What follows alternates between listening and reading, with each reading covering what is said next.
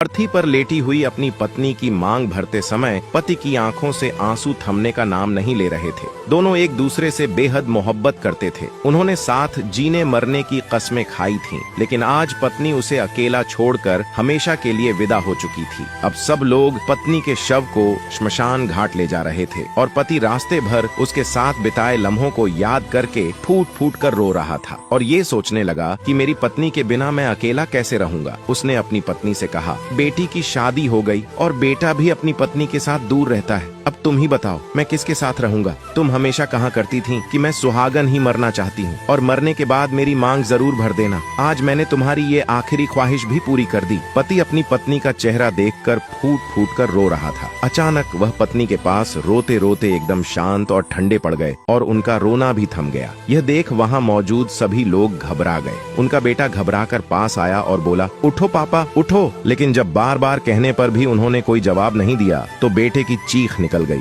बेटा जोर जोर से रोने लगा, लेकिन अब पिता तो अपनी पत्नी के पास हमेशा के लिए जा चुके थे। अपनी पत्नी को यह वीडियो जरूर शेयर करें और इसी तरह की कहानियों के लिए हमारे पेज के साथ जुड़े रहिए।